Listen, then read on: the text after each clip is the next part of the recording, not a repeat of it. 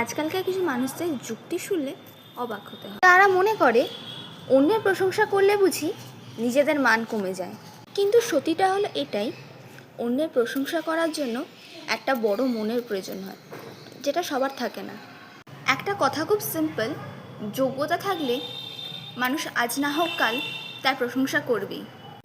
যারা হিংসে থেকে চুপ করে থাকে তাদের মৌনতা কোনোদিনও কারোর সাফল্যকে থামিয়ে রাখতে পারে না।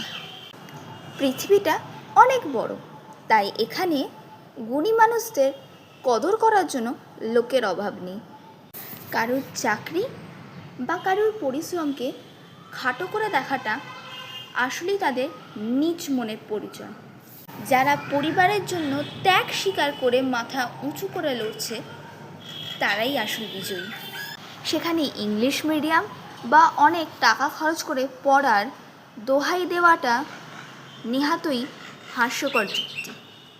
পরিশেষে শুধু একটাই কথা বলবো, নিজের আত্মসম্মান নিয়ে বাঁচাটা কোনো অপরাধ নয়। কিন্তু তা বলে এই নয় যে বাড়িতে একটা পেশেন্ট আছে তার সামনে নিজের মিথ্যা আত্মসম্মান বোধ দেখানোর জন্য তার সামনে চেঁচিয়ে তার শরীরটা আরও অসুস্থ করে দেবেন। পারলে না একবার শ্মশানে ঘুরে আসবেন, দেখবেন ওখানে সব দম্ভ, অহংকার, সমস্ত নিজের রাগ, সমস্ত খারাপ জিনিস পুড়ে না ছাই হয়ে গেছে। তাই প্লিজ নিজের মিথ্যা আত্মসম্মান বোধ দেখানোর জন্য একটা অসুস্থ বা অন্য কাউকে, যারা অসহায় বা অসহায় না হলেও কাউকেই দেখানো উচিত নয়।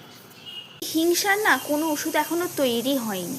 যারা জ্বলছে তাদের জ্বলতে দাও, তেল শেষ হয়ে গেলে নিভে যাবে।